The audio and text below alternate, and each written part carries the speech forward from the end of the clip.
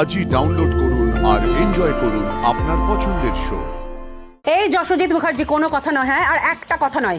আমি শুধু আপনাকে একটা ওয়ার্নিং দিয়ে দিচ্ছি, আজকে যেটা ঘটলো আমার বাড়িতে সেটা কিন্তু ভালো হলো না। এই কথাটা কিন্তু মাথায় রাখবেন।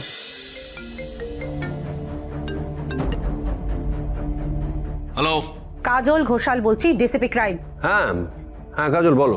হ্যাঁ, আপনাকে কিন্তু বহুবার বলেছি, হ্যাঁ বহুবার বলেছি আপনাকে, এমন কোনো সম্বোধন করবেন না যার মাধ্যমে ঘনিষ্ঠতা বাড়ানোর সুযোগ পেতে পারেন। কি কি হয়েছে, কি এনি প্রবলেম? একটু আগে আমাদের বাড়িতে কেউ একজন ঢুকে পড়েছিল। আমার দিদির যে আয়া, তাকে মারধর করা হয়েছে। আমার দিদির কপালে চেম্বার ঠেকানো হয়। কি কি বলছো কি তুমি? ইয়েস। কে চেম্বার ধরেছিল যশোজিৎ মুখার্জি? আনসার মি, কে চেম্বারটা ধরেছিল? আশ্চর্য, বুঝতে পারছি না তুমি আমাকে এই প্রশ্ন কেন করছো? প্রশ্ন তো এখন ফোনে করছি আপনাকে, প্রশ্ন এখন ফোনে করছি। এরপরে কিন্তু টেনে হিচড়ে ডিপার্টমেন্টে নিয়ে আসবো, তারপরে শুরু হবে আপনার আরং ধোলাই। কাজল, ভদ্রভাবে কথা বলো। আমি কোনো আতিপাতি দাগি ক্রিমিনাল নই, শুনতে পাচ্ছো? আমি কোনো দাগি ক্রিমিনাল নই, আমি যশোজিৎ মুখার্জি। আরে জানি জানি, আপনার অনেক লম্বা হাত, আপনার হাত অনেক দূর অব্দি যেতে পারে, অনেক উঁচু মহল পর্যন্ত যেতে পারে, সব আমি জানি। কিন্তু একটা কথা কান খুলে শুনে রাখুন, আমার নাম কিন্তু কেজি, হ্যাঁ, কাজল ঘোষাল। এই কাজল ঘোষাল যখন কোনো কেস হাতে নেয় না, সেটা কিন্তু আনসলভ রাখে না। এটা কিন্তু আমার ডিপার্টমেন্টের সবাই জানে, সেটা আপনিও ভালো করে জেনে রাখুন। আমি জাস্ট মোটিভটা বোঝার চেষ্টা করছি, মোটিভটা। এই মুহূর্তে যশোজিৎ মুখার্জি জানতে পেরেছে সাক্ষী মুখার্জির এক্সিস্টেন্স সম্পর্কে। আজ 18 বছর, আজ 18 বছর কিন্তু কোনো আক্রমণ হয়নি, কিচ্ছু হয়নি।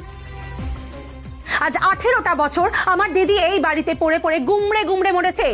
ওষুধের পর ওষুধ, মেডিসিনের পর মেডিসিন, স্ট্রিপের পর স্ট্রিপ শুধু জমা হয়েছে। ইয়েস, সাক্ষী মুখার্জি কিন্তু গুমড়ে গুমড়ে এই 18টা বছর এই বাড়িতেই মরেছে, কোনো আক্রমণ হয়নি। যেদিন যশোজিৎ মুখার্জি সাক্ষী মুখার্জির সাথে মুখোমুখি হলো, সেদিন রাজরানী মুখার্জি জানতে পারলো যে সাক্ষী মুখার্জি এখনো পর্যন্ত জীবিত। সেদিন জানতে পারলো ইউভিন যে তার একটি মা এই পৃথিবীতে এখনো পর্যন্ত বেঁচে আছে। পয়েন্ট টু বি নোটেড, হ্যাঁ, যখন আপনার ওই দিদি যেদিনকে জানতে পারলো যে সাক্ষী মুখার্জি এখনো পর্যন্ত জীবিত, আর সেই মুহূর্তে আপনার পরিবারের ছেলে যখন একটা কেসে ফেসে রয়েছে, ঠিক সেই মুহূর্তে সাক্ষী মুখার্জির উপর আক্রমণ হলো। ঠিক সেই সময় সাক্ষী মুখার্জির উপরে আক্রমণ হলো। এক্সকিউজ মি, তুমি কি বলতে চাইছো কাজল? এই, তুমি নয়, বড় বলছি না, আপনি ডিসিপি ক্রাইম কাজল ঘোষাল, আপনি। আদারওয়াইজ কিন্তু জিপটা না টেনে ছিঁড়ে নিয়ে চলে আসবো। Kajal, you are going too far. No, not it. এখনো অনেক কিছু বাকি আছে, অনেক কিছু বাকি আছে। এখনো আপনাকে বলছি সামলে নিন, নাহলে কিন্তু বড় বিপদে পড়ে যাবেন আপনি। ইয়েস, আজকে আমার দিদির মাথায় চেম্বার ধরা হয়েছে।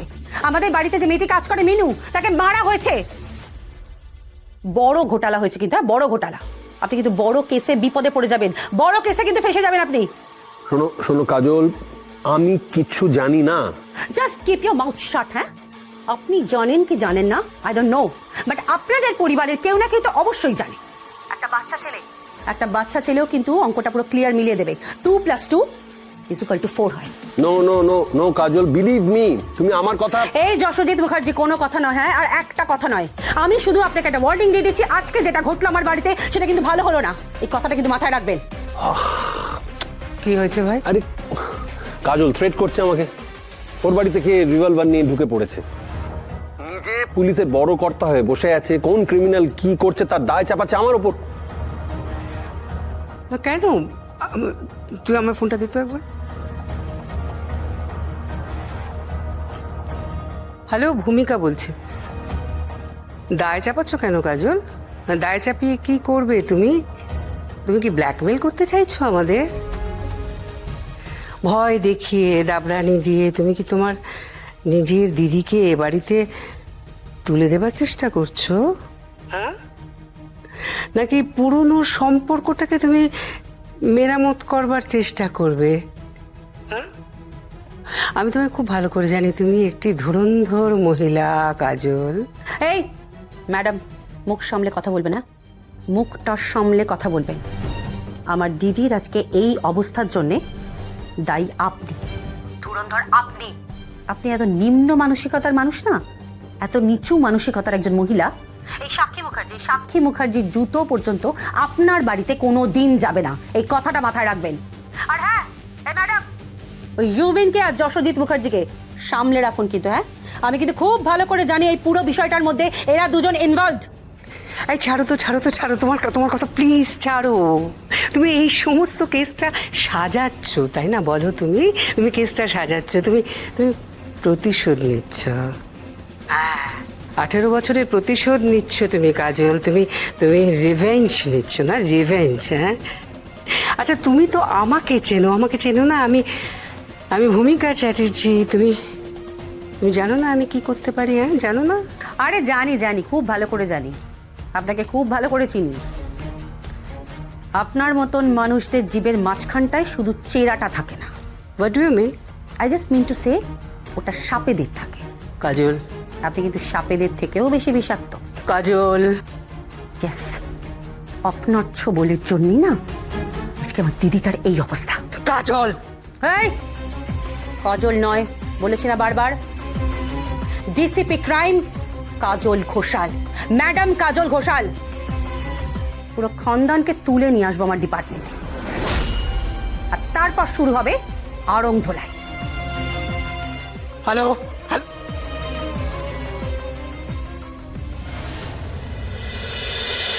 সেট করছে। ওর অন্য কোনো মতলব আছে ভাই। আমি তোকে বলছি, ও সাক্ষীর কাছে ইউভিনকে ফিরিয়ে দিতে চাইছে। হ্যাঁ, আমার সেটাই মনে হচ্ছে। ও প্রতিশোধ নেবে, জানিস? ও রিভেঞ্জ নেবে। হ্যাঁ, আমার মনে হচ্ছে ও প্রতিশোধ নেওয়ার চেষ্টা করছে। আমি বলছি ভাই, ও প্রতিশোধ নেওয়ার চেষ্টা করছে, আমি বলছি তো। লাভ নেই, হ্যাঁ, কোনো লাভ নেই দিদি। ও জানে না যশোজিৎ মুখার্জির পাওয়ার। এতদিন শুধু কাজল বলেই চুপ করে সহ্য করে এসেছি। আসলে একদিন তো কাজলকেও আমি... এই দাঁড়াও, কোথায় গেছিলে তুমি? কোথায় ছিলে? স্কুলে। স্কুল মানে তো তোমার কাছে একটা মারপিট করার জায়গা। তো পাওয়ার দেখাচ্ছ তুমি, পাওয়ার এই করতে তোমার স্কুলে পাঠানো হয়? এই করতে ভাই, ওকে আর বকিস না। ওকে অনেক বকাঝকা করা হয়েছে, প্রিন্সিপাল ডেকেছিল, আমরা গিয়ে কথা বলেছি। Please, enough is enough.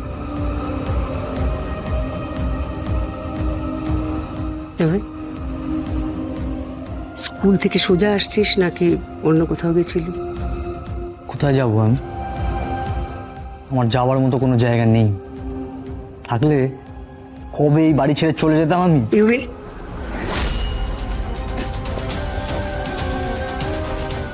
ও, এদের বোঝা দা, এরা যে কি চায় কে জানে। হ্যাঁ, ওকে নিয়ে আমার যত চিন্তা।